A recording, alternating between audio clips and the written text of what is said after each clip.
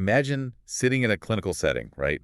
The exam table is doing that weird crinkling thing underneath you. The ambient lighting is definitely a bit too bright. Oh, yeah, that classic sterile vibe. Exactly. Yeah. And your physician walks in, holding your lab results. Mhm. They sit down and they give you the news.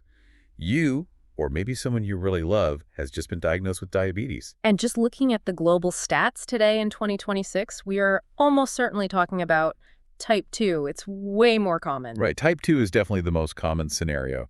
And for decades, the standard operating procedure right after that diagnosis was this highly predictable script. Very predictable. And they basically hand you a generalized pamphlet, probably featuring some outdated food pyramid.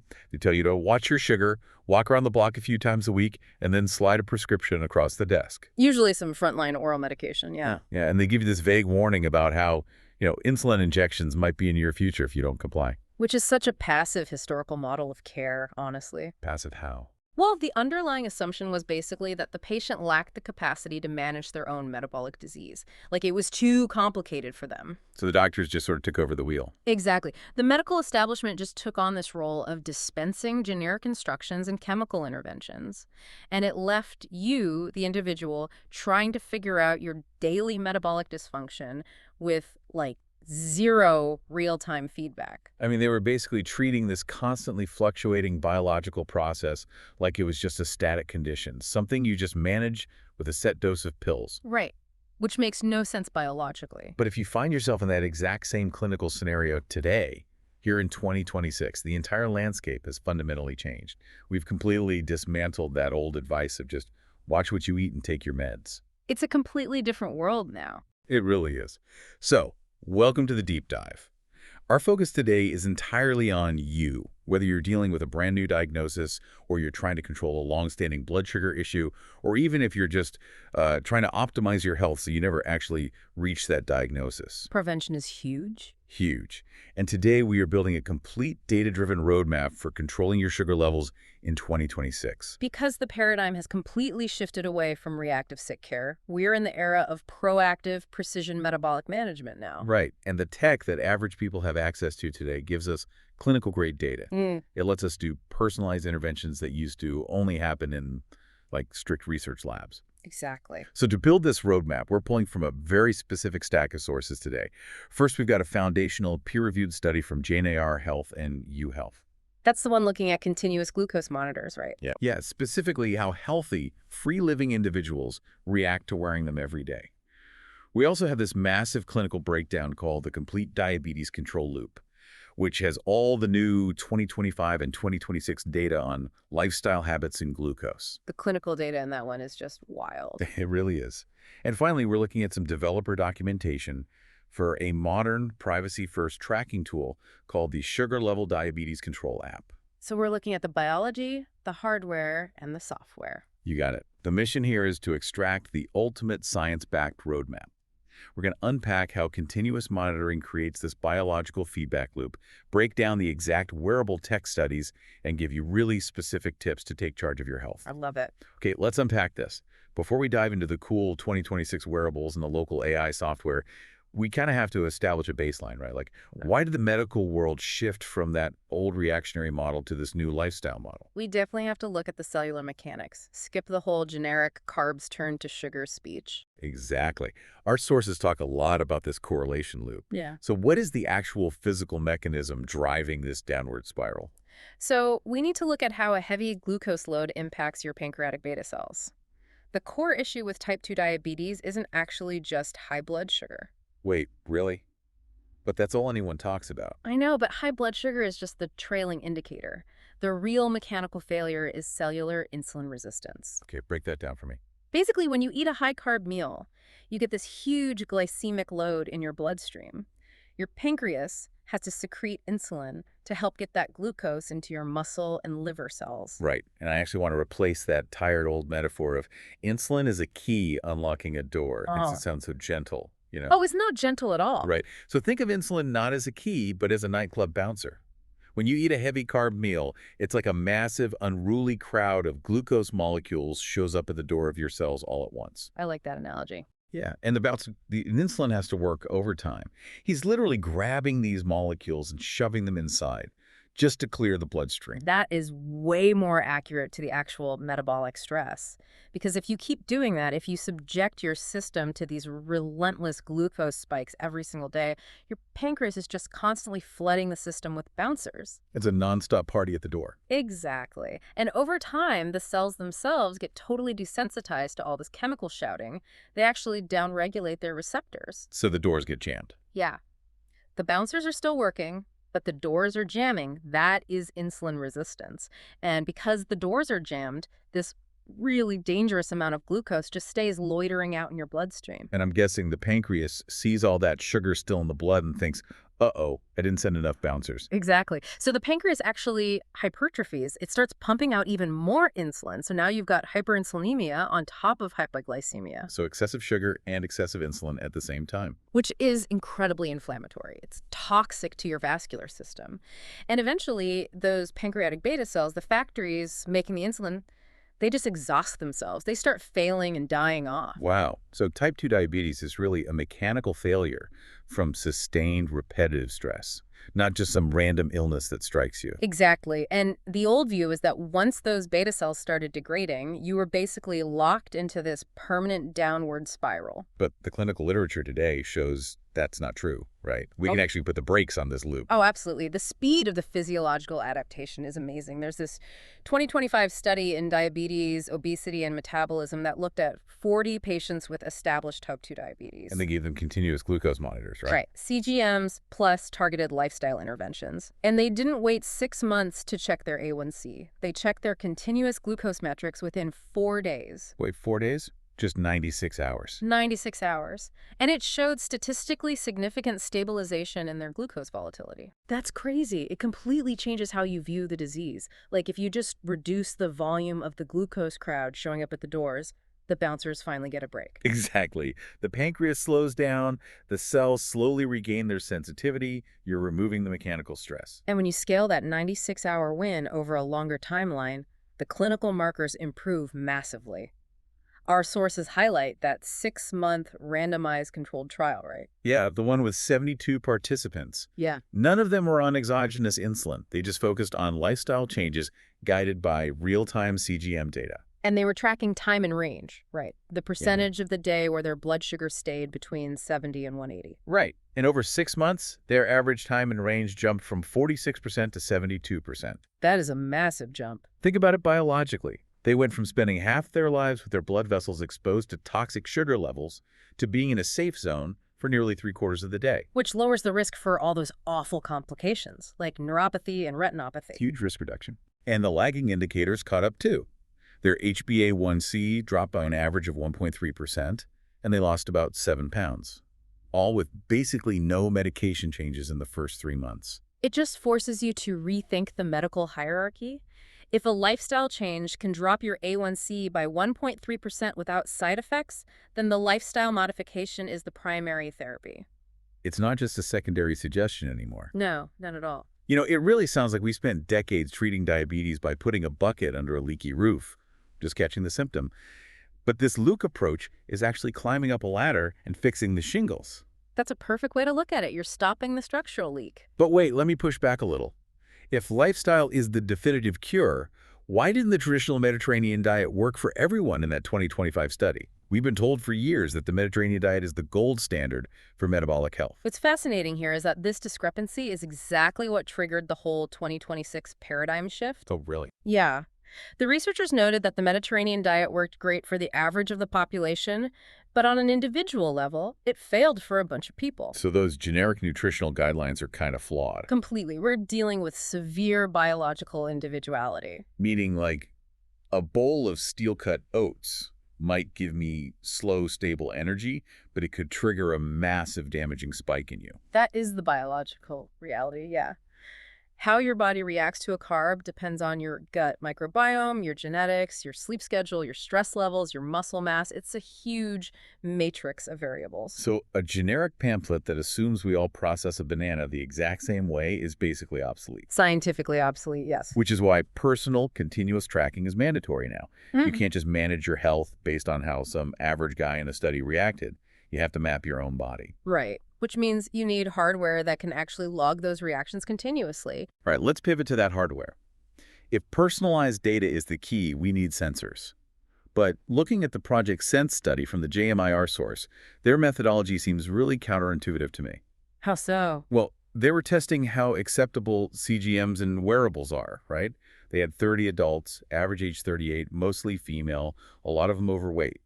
But 0 of these participants actually had a diabetes diagnosis. Ah, I see what you mean. Yeah, like, why test CGMs on non-diabetic individuals if we're trying to solve a diabetes problem? It feels like studying a healthy knee to understand arthritis. Well, you have to look at it as behavioral research, not clinical pathology. They weren't testing if the device lowered blood sugar. They were testing the psychological friction of the hardware itself. For friction, you mean how annoying it is to wear. Exactly. If you want to use this tech for widespread prevention or for newly diagnosed patients who are already super overwhelmed, the tech can't be a burden. That makes sense. A newly diagnosed person already has so much emotional weight on them. Right, and now you're asking them to stick a sensor under their skin. If a healthy person who doesn't have the motivation of a scary diagnosis finds the tech too invasive or embarrassing, it's going to fail as a public health tool. So they were trying to establish a baseline of accessibility, proving it works as a seamless consumer tool. Exactly. And they really tested their patience because the tech stack they used for this 7-day study was intense. Oh, it was a heavy burden. Yeah, they used the older Dexcom G4 system, so it had a physical sensor wire, a bulky transmitter, and you had to carry a separate screen device. Plus, they had to log every single bite of food in MyFitnessPal and takes photos. And don't forget the Actigraph GT3X accelerometer on their waist to track all their movement. Right, a really dense data collection protocol. Yeah. But the results of their post-study survey are so revealing about human psychology. The numbers are pretty stark. Yeah. Over 90% of these healthy participants rated the CGM and the receiver as easy to use and highly useful. Out of 5, the CGM sensor scored 4.06, the receiver got 4.05, and MyFitnessPal got 4.10. They didn't just tolerate it, they actually found real value in the data. But the waist-worn accelerometer, it failed spectacularly. It scored a 3.73.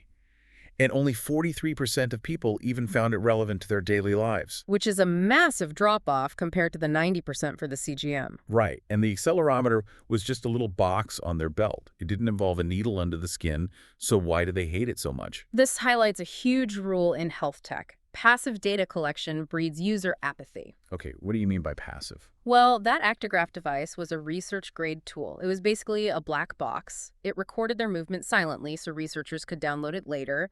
It had no screen, no feedback, nothing for the user. So it extracted their data without giving them any intelligence back. Exactly. Compare that to the CGM. The CGM gave them actionable, real-time feedback.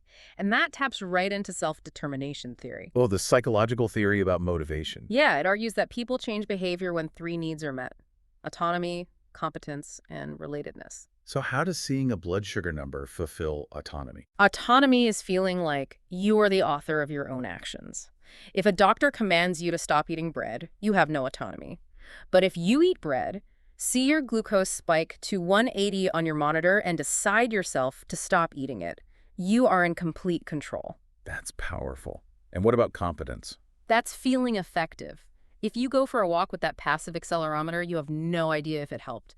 But with a CGM, you can literally watch your glucose line slope downward while you walk. You get immediate proof that your action worked. Yes, it proves you are competent at managing your biology. It's like the difference between driving a car with a working speedometer versus one where the dashboard is completely taped over. Of course, you're going to hate the one where you can't see how fast you're going. That's a great analogy. And the open-ended feedback from the study proves this. 73% of people specifically wrote that being able to see the glucose number in real time was the best part of the trial. Which is wild when you remember they had to do physical finger prick blood tests twice a day just to calibrate that older Dexcom model. Oh, right. I forgot about the finger pricks. So they were willing to endure literal physical pain just because the data was that motivating. Exactly. The psychological reward totally eclipsed the physical friction. Which means for a listener today, in 2026, using modern sensors that require 0 finger pricks and last for 2 weeks, that barrier to entry is basically gone. The friction is gone, but the motivation remains. But wait, this brings us to a really dangerous trap. If seeing the data is so empowering, Is just wearing the monitor enough to cure the problem? The clinical data says absolutely not. Observation is not an intervention. Right. There's a 2025 randomized controlled trial that tested this exact thing. They tracked 158 people for 6 months, split into 2 groups. Group A only wore a CGM. Group B wore a CGM plus a Fitbit to track their physical activity. And the interim data at 3 months looked incredible. Yeah, both groups saw their HbA1c drop by a massive 1.5%. So at first glance, just having the monitor seemed highly effective. But then you look at the 6-month mark. Right, disaster struck. Er. Group A, the CGM-only group, their HbA1c shot back up by 0.9%. They lost more than half their progress. But Group B, the Fitbit group, only had a tiny 0.4% fluctuation. They successfully maintained their health. So why did the monitor stop working for the first group? Well, the monitor didn't stop working. The patients stopped doing the behaviors needed to keep the results. The behavioral logs showed the CGM-only group drastically reduced their physical activity between months 3 and 6. Here's where it gets really interesting. Tracking just one variable gives you severe tunnel vision. It's a huge psychological hazard. Right, because if you're only looking at blood sugar, you're only watching the symptom. You're staring at the scoreboard, but you're not tracking the plays on the field. It creates a false sense of security. You use the CGM to clean up your diet, your numbers stabilize, and you feel victorious. But then you subconsciously get complacent and stop taking your post-meal walks. And since skeletal muscle is the main sink for soaking up glucose, losing that muscle activation slowly rebuilds the insulin resistance, even if your diet is still pretty good. Exactly. You can't just monitor the problem. You have to monitor the solution, which is holistic movement and lifestyle. Which brings us to the actual execution.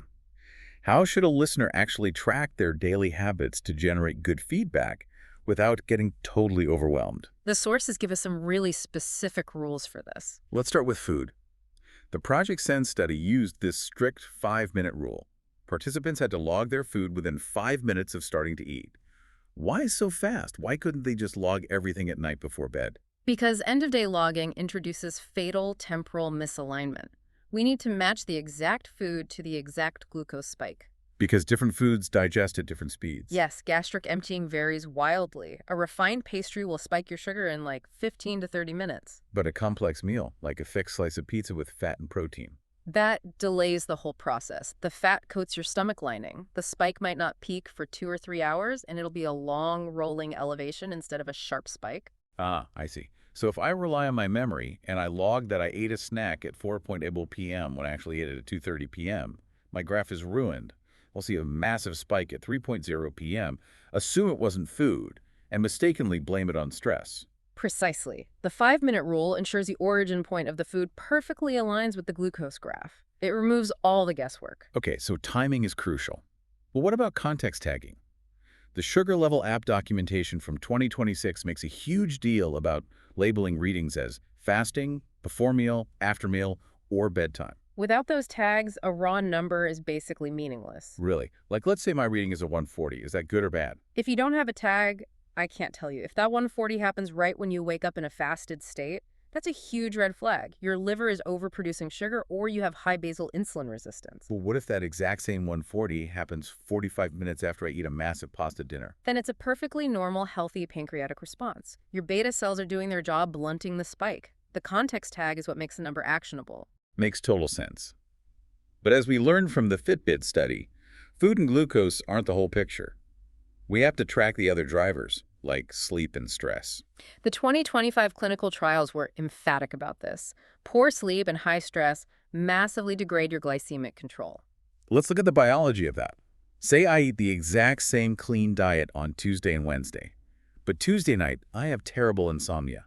Why is my glucose baseline so much higher on Wednesday? It all comes down to the endocrine system's response to a perceived threat. Cortisol and epinephrine. The fight or flight response. Exactly. Evolutionarily, lack of sleep or high stress tells your brain there's a predator nearby. To survive, your adrenal glands dump cortisol. And what does cortisol do to the blood sugar? It tells your liver to immediately break down its glycogen stores and dump raw glucose into your blood to fuel your muscles for a fight. And simultaneously, it induces temporary insulin resistance in your cells. Wait, it intentionally jams the cellular doors? Yes. It wants to keep the sugar trapped in the blood so it's readily available for emergency use, not stored away. Which is brilliant if I'm running from a tiger. But in 2026, the tiger is just a stressful email or a looming deadline. Right. There's no physical exertion to burn off that sugar, so the liver dumps it, the cells refuse to absorb it, and you're left with toxic blood sugar levels purely from psychological stress. Wow. So meditation and getting good sleep aren't just fluffy wellness trends.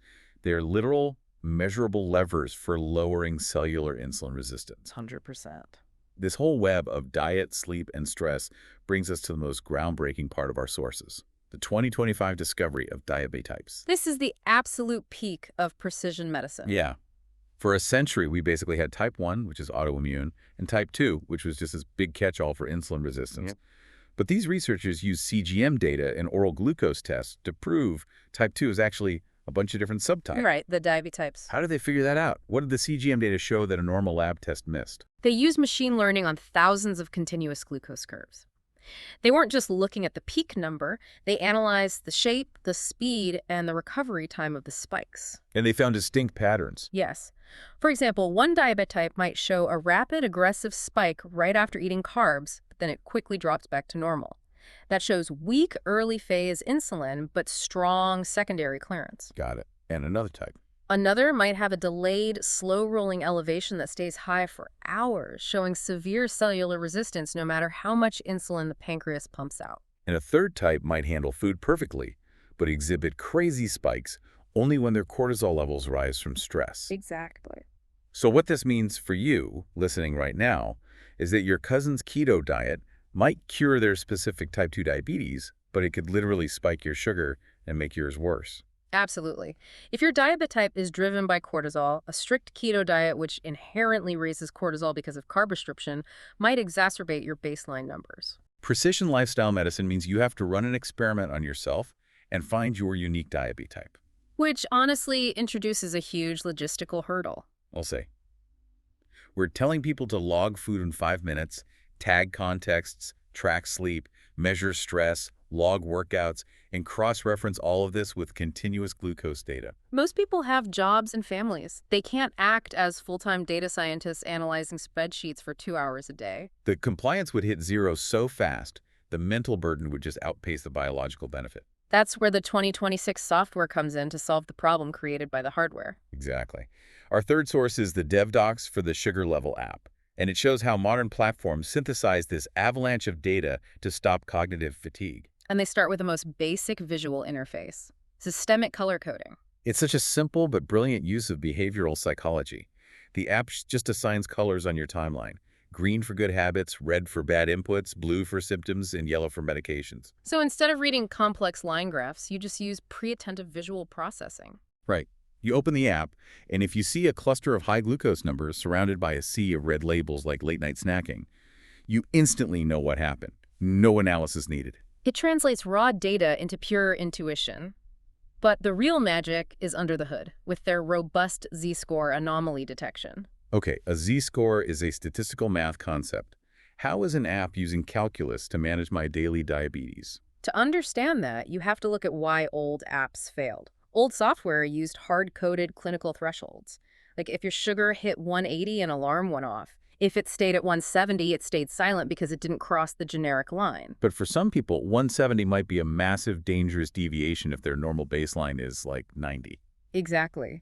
The old software ignored biological individuality.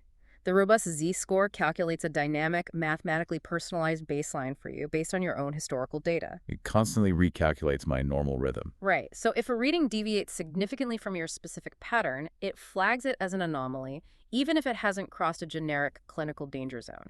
It's tailored strictly to your diabetes type. And it doesn't just detect problems.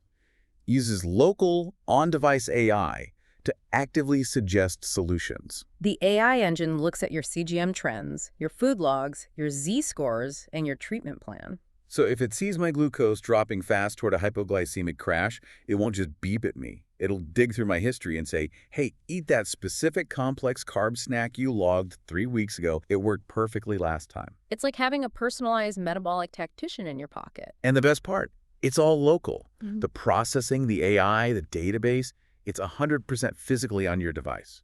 Which is crucial for privacy. Yeah, it's an encrypted database. Mm-hmm. No cloud lock-in, no corporate servers stealing your biometric data. You own it. In 2026, with data this intimate, that local architecture is an absolute requirement for trust. It ensures total data sovereignty, but there's a mechanism to export it as a structured CSV file for a reason. Right, because this granular self-tracking is meant to complement your doctor, not replace them. The danger of good tech is that patients try to practice medicine on themselves. But the 2025 community trial proved why you need the professional partnership. That trial was amazing. 178 participants. They compared standard clinical care against a group that combined self-monitoring with regular professional support, And the partnered group saw a 1.2% greater drop in their HbA1c. which is massive for slowing down disease progression and their time in range. They saw an 18% greater increase compared to the standard care group. That's over 4 extra hours every day in a safe, non-toxic vascular environment, just because they closed the loop with a doctor? It totally shifts the doctor-patient relationship. In the past, doctors were flying blind, guessing dosages based on a single blood test every 6 months. And doctors used to be terrified of patients bringing in continuous data because of data avalanche. They didn't have time to review thousands of numbers. But a 2024 trial specifically designed this new approach so it wouldn't burden healthcare providers. Because the software, the Z-scores, the AI, it does the pattern recognition for them. Exactly. You hand them the CSV, and you aren't asking them to find the needle in the haystack.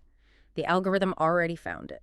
The patient does the daily execution, the tracking, the tagging, and the doctor acts as the master tactician grading the exam. The doctor can just look and say, the algorithm flagged the dawn phenomenon. Your liver dumps sugar every morning. Let's adjust your basal insulin timing. Or, your diet is perfect, but your stress tags on Tuesdays correlate with glycemic chaos. Let's address the cortisol. It creates a true partnership. You have the agency, but the physician provides the clinical expertise. So let's wrap this all up. If you are that listener sitting on that exam table dealing with a diagnosis, the roadmap is clear. The continuous biological feedback loop is your answer. You wear the monitor, but you don't just passively watch. You log your food within 5 minutes, you tag the context, you track sleep and stress, you watch the real-time speedometer, and you adjust your behavior to find your unique diabetype. You let the AI handle the cognitive load, and you partner with your doctor to refine the macro strategy. We have the tech to illuminate our invisible metabolic machinery. We really do. But I know you have a final provocative thought about where all this is heading. Oh, absolutely. So we've talked about how seeing this data changes your behavior, right? You see a bad reading, you consciously decide to change. Right. Self-determination. But imagine what happens when this tech becomes totally ubiquitous and seamlessly integrated into our physical environments through AI. What do you mean? What if the friction of human decision-making is removed entirely? Imagine a smart kitchen of the near future. It detects a stress-induced cortisol spike while you're still asleep. Oh, well. Before you even wake up, it alters the chemical composition of the coffee it brews to minimize a secondary glucose spike.